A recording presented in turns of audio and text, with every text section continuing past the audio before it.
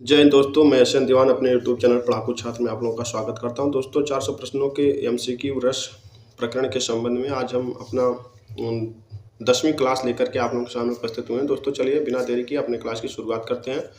तो दोस्तों जो हमारा देखिए पहला प्रश्न दिया गया है, कवि आचार्य हजारी प्रसाद द्विवेदी के काव्य में श्रृंगार रस की अभिव्यक्ति किस रूप में होती है। दोस्तों इसमें जो ऑप्शन दिया गया है, प्राकृतिक सौंदर्य और प्रेम का मेल, वीरता और साहस की गाथा, धार्मिक और तात्विक विचार, मनुष्यता और समाज की स्थिति। दोस्तों इसमें जो हमारा सही ऑप्शन है, ऑप्शन नंबर 1 है प्राकृतिक सौंदर्य और प्रेम का मेल। प्राकृतिक सौंदर्य और प्रेम का मेल। दोस्तों अगली कड़ी में हमारा जो प्रश्न है, कवि माखनलाल चतुर्वेदी के वंदे मातरम में वीर रस की अभिव्यक्ति किस प्रकार होती है। ऑप्शन दिया गया है, पहला ऑप्शन है देशभक्ति और स्वतंत्रता संग्राम की गाथा, दूसरा ऑप्शन है प्रेम और शांति की अभिव्यक्ति, तीसरा ऑप्शन है प्राकृतिक सौंदर्य का चित्रण, चौथा ऑप्शन है संगठन और संघर्ष का महात्म्य। ठीक है, तो दोस्तों इसमें हमारा पहला ऑप्शन सही है, देशभक्ति और स्वतंत्रता संग्राम की गाथा। दोस्तों अगले क्रम में, कवि नीरज के काव्य में श्रृंगार रस का सबसे प्रमुख रूप किस रचना में व्यक्त हुआ है। ऑप्शन दिया गया है राहुल का संदेश, दूसरा ऑप्शन है प्यारे प्यारे शब्द, तीसरा ऑप्शन है क्या खोया क्या पाया, चौथा ऑप्शन है तुमसे दूर। दोस्तों इसका जो सही ऑप्शन है, ऑप्शन नंबर 4 तुमसे दूर। ये ऑप्शन सही है, तुमसे दूर, ऑप्शन नंबर 4। अगले क्रम में दोस्तों, कवि पंडित सूर्यकांत त्रिपाठी निराला की रचनाओं में विभत्स रस की अभिव्यक्ति किस रूप में होती है। ऑप्शन दिया गया है नारी के शोषण और सामाजिक असमानताओं का चित्रण, दूसरा ऑप्शन है धार्मिक और सांस्कृतिक धरोहर की महत्ता, तीसरा ऑप्शन है प्राकृतिक सौंदर्य का गहराई से चित्रण, चौथा ऑप्शन है नैतिकता और ईश्वर के प्रति आस्था। तो दोस्तों इसका जो सही ऑप्शन है 229 का ऑप्शन नंबर 1, नारी के शोषण और सामाजिक असमानताओं का चित्रण। अगले क्रम में चलते हैं, कवि कुमारी रत्ना की आंखों में शांति में अलौकिक रस की अभिव्यक्ति किस रूप में होती है। दोस्तों प्रश्न है, कवि कुमारी रत्ना की जो रचना है आंखों में शांति, नाम है आंखों में शांति में अलौकिक रस की अभिव्यक्ति किस रूप में होती है।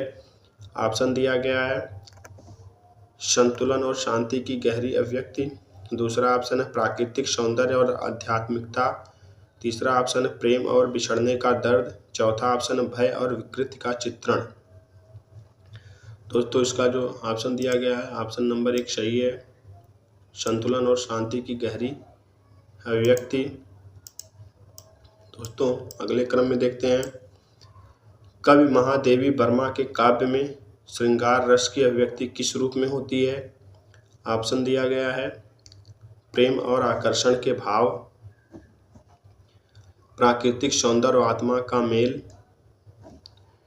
तीसरा है विरह और प्रेम की गहरी अभिव्यक्ति, चौथा युद्ध के बाद आत्मा की शांति। तो दोस्तों 231 में तीसरा ऑप्शन सही है, विरह और प्रेम की गहरी अभिव्यक्ति, विरह और प्रेम की गहरी अभिव्यक्ति।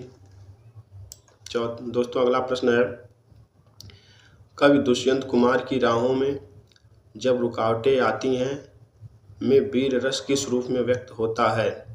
कब दुष्यंत कुमार की राहों में जब रुकावटें आती हैं में वीर रस किस रूप में व्यक्त होगा। पहला ऑप्शन है साहस और संघर्ष की भावनाओं का चित्रण, दूसरा विरोध और आक्रोश की अभिव्यक्ति, तीसरा प्रेम और सौंदर्य के दृश्य, युद्ध की वीरता और बलिदान। दोस्तों 332 का ऑप्शन नंबर 1 सही है, साहस और संघर्ष की भावनाओं का चित्रण। ठीक है, अगले क्रम में चलते हैं। कवि कालिदास के अभिज्ञान शाकुंतलम में श्रृंगार रस किस प्रकार व्यक्त हुआ है। दोस्तों ऑप्शन दिया गया है, कन्यादान और प्रेम का संबंध, दूसरा है कृष्ण और राधा के मिलन की गाथा, तीसरा है द्रुपद और द्रौपदी के प्रेम के दृश्य, चौथा ऑप्शन है शकुंतला और दुष्यंत का मिलन। दोस्तों 233 का ऑप्शन नंबर 4 सही है, शकुंतला और दुष्यंत का मिलन। अगले क्रम में दोस्तों देखते हैं, कवि सूरदास की, अगला प्रश्न है, कवि सूरदास की सूर सारंग में अलौकिक रस की अभिव्यक्ति किस रूप में होती है। ऑप्शन दिया गया है, राधा कृष्ण के अलौकिक प्रेम का चित्रण, तीसरा है कृष्ण की लीला और गौओं की पूजा, तीसरा ऑप्शन है शिव जी की तांडव लीला, चौथा ऑप्शन है सूरदास का जीवन और संघर्ष। दोस्तों 234 का पहला ऑप्शन सही है, ऑप्शन नंबर 1 राधा कृष्ण के अलौकिक प्रेम का चित्रण। दोस्तों अगला प्रश्न है, कवि जयशंकर प्रसाद की कनुप्रिया में वीर रस किस रूप में व्यक्त होता है। ऑप्शन दिया गया है, कृष्ण और राधा का युद्ध के मैदान में संघर्ष, दूसरा ऑप्शन है कृष्ण का राक्षसों से युद्ध, तीसरा ऑप्शन है भगवान राम का रावण से युद्ध, चौथा ऑप्शन है कृष्ण और अर्जुन के द्वंद्व। दोस्तों 235 का ऑप्शन दूसरा नंबर सही है, कृष्ण का राक्षसों से युद्ध, कृष्ण का राक्षसों से युद्ध ऑप्शन सही है। दोस्तों अगला प्रश्न जो हमारा है, कवि हरिवंश राय बच्चन के मधुशाला में वीर रस का अभिव्यक्ति किस रूप कौन सा है। कवि हरिवंश राय बच्चन के मधुशाला में वीर रस का अभिव्यक्ति रूप कौन सा है। ऑप्शन दिया गया है, देशभक्ति और राष्ट्र प्रेम के गीत, दूसरा है जिंदगी की जद्दोजहद और संघर्ष, तीसरा है आध्यात्मिक जीवन और शांति, चौथा है शौर्य और युद्ध के गीत। दोस्तों इसका जो सही ऑप्शन है, ऑप्शन नंबर दूसरा है दोस्तों, जिंदगी की जद्दोजहद और संघर्ष। दोस्तों इसका ऑप्शन नंबर 2 है। अगले क्रम में चलते हैं,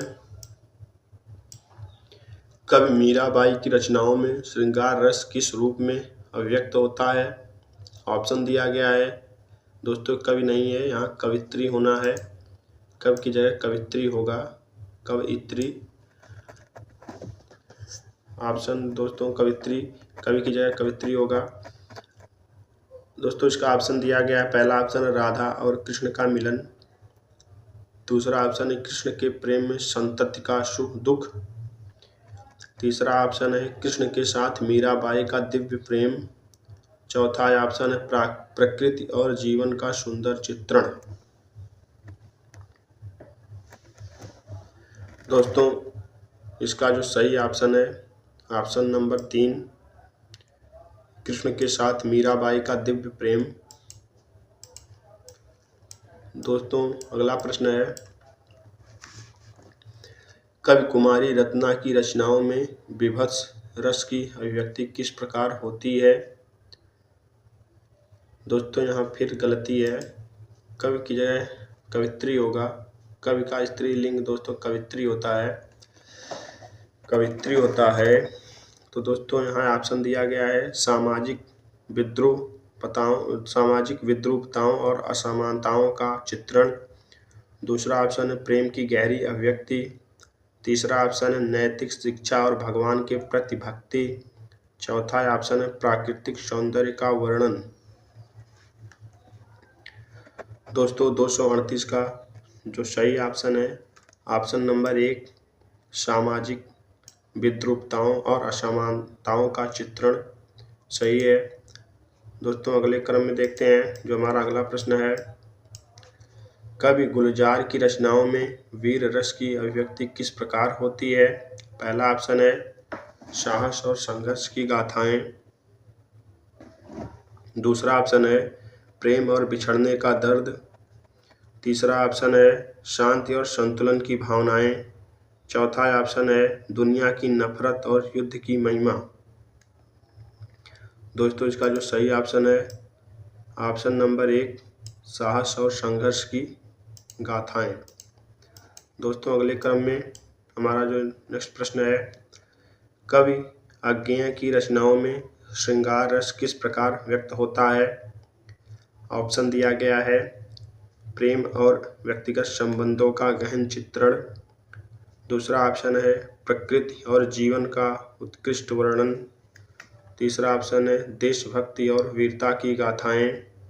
चौथा ऑप्शन है धार्मिक और तात्विक विचारों का चित्रण। दोस्तों 240 का जो सही ऑप्शन ऑप्शन नंबर 1 प्रेम और व्यक्तिगत संबंधों का गहन चित्रण। नेक्स्ट क्रम में दोस्तों, कवि सुमित्रा नंदन पंत की रचनाओं में आध्यात्मिक रस की अभिव्यक्ति किस रूप में होती है? ऑप्शन दिया गया है प्राकृतिक सौंदर्य और जीवन के दिव्य रूप। दूसरा ऑप्शन है आध्यात्मिक मुक्ति और परमात्मा से जुड़ाव। तीसरा ऑप्शन है प्रेम और विरह की गहरी अभिव्यक्ति। चौथा ऑप्शन है विराट रूप में सृजन और सृष्टि का चित्रण। दोस्तों इसका जो ऑप्शन सही है, दूसरा नंबर ऑप्शन सही है आध्यात्मिक मुक्ति और परमात्मा से जुड़ाव। नेक्स्ट क्रम में दोस्तों अगला प्रश्न है, कवि रविंद्रनाथ ठाकुर टैगोर के काव्य में वीर रस की अभिव्यक्ति किस रूप में होती है? ऑप्शन दिया गया है स्वतंत्रता संग्राम और भारतीय संघर्ष। दूसरा है प्राकृतिक सौंदर्य के प्रतीक। तीसरा है प्रेम और भक्ति की अभिव्यक्ति। चौथा ऑप्शन है प्रकृति और आत्मा का गहन संबंध। दोस्तों 242 का ऑप्शन नंबर 1 सही है स्वतंत्रता संग्राम और भारतीय संघर्ष। नेक्स्ट क्रम में दोस्तों, कवि बिहारी के बिहारी सतसई में श्रृंगार रस की अभिव्यक्ति किस रूप में होती है? ऑप्शन दिया गया है प्रेम और मिलन की गहराई। दूसरा ऑप्शन है सामाजिक कुरीतियों का विरोध। तीसरा ऑप्शन है प्राकृतिक सौंदर्य के छाया चित्र। चौथा ऑप्शन है प्रिय के विरह का चित्रण। ठीक है दोस्तों, तो इसमें जो ऑप्शन सही है ऑप्शन नंबर 1 सही है प्रेम और मिलन की गहराई। अगले क्रम में दोस्तों चलते हैं, कवि गोपाल दास नवीन के काव्य में वीर रस की अभिव्यक्ति किस रूप में होती है? ऑप्शन दिया गया है स्वतंत्रता संग्राम और समाज की लड़ाई, पहला ऑप्शन है। दूसरा है धर्म युद्ध और शौर्य के गीत। तीसरा है सामाजिक संघर्ष और प्रेम। चौथा ऑप्शन है सैनिकों के साहस और शौर्य की गाथाएं। दोस्तों इसका ऑप्शन नंबर 2 सही है धर्म युद्ध और शौर्य के गीत। नेक्स्ट क्रम में चलते हैं, कवि प्रसाद के कामायनी में विभत्स रस किस प्रकार व्यक्त होता है? ऑप्शन दिया गया है समाज की विडंबनाएं और मानवता का चित्रण। दूसरा है प्राकृतिक दृश्य और शांति की भावनाएं। तीसरा है दर्द और दुख की गहरी अभिव्यक्ति। चौथा है आध्यात्मिक संघर्ष और नायक की महानता। दोस्तों इसका जो सही ऑप्शन है ऑप्शन नंबर 1 समाज की विडंबनाएं और मानवता का चित्रण।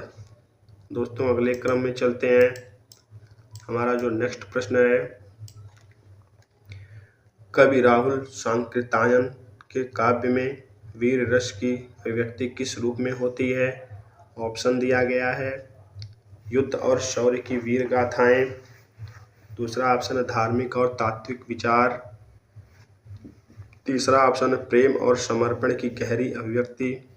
चौथा ऑप्शन है समाज के निर्माण में वीरता। दोस्तों इसका जो सही ऑप्शन है ऑप्शन नंबर 4 सही है, समाज के निर्माण में वीरता। अगले क्रम में दोस्तों चलते हैं। कवि मैथिली शरण गुप्त के साकेत में श्रृंगार रस की अभिव्यक्ति किस रूप में होती है? ऑप्शन दिया गया है भगवान राम और सीता का प्रेम, लक्ष्मण और उर्मिला का मिलन, राम और सीता की वनवास यात्रा, सीता का बलिदान और राम का पुनर्मिलन। दोस्तों 247 का ऑप्शन नंबर 1 सही होगा, भगवान राम और सीता का प्रेम। अगले क्रम में चलते हैं। नेक्स्ट प्रश्न है कवि केदारनाथ सिंह के काव्य में विभत्स रस का चित्रण किस रूप में होता है? ऑप्शन दिया गया समाज की विकृतियों और संघर्षों का चित्रण। दूसरा ऑप्शन है प्राकृतिक दृश्य और शांति। तीसरा ऑप्शन है प्यार और अलगाव की भावनाएं। चौथा ऑप्शन है राजनीतिक बदलाव और संघर्ष। दोस्तों 248 का पहला ऑप्शन सही है, समाज की विकृतियों और संघर्षों का चित्रण। दोस्तों अगले क्रम में चलते हैं। कवि शंकराचार्य की शिवा तत्त्वमासी में अलौकिक रस की अभिव्यक्ति किस रूप में होती है? ऑप्शन दिया गया शिव और शक्ति का अद्वितीय संबंध, पहला ऑप्शन है। दूसरा ऑप्शन है प्राकृतिक तत्व से दिव्य ऊर्जा का प्रकाश। तीसरा ऑप्शन है आध्यात्मिक जागरण और भगवान का अहंकार। चौथा ऑप्शन है शिव के तांडव नृत्य की अभिव्यक्ति। दोस्तों इसमें जो हमारा सही ऑप्शन है ऑप्शन नंबर 1 सही है, शिव और शक्ति का अद्वितीय संबंध।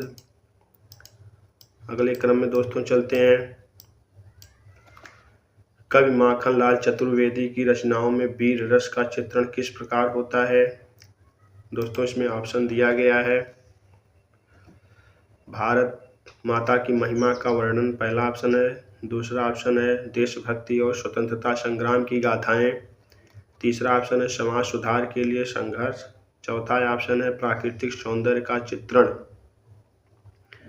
दोस्तों इसमें हमारा ऑप्शन नंबर 2 सही है,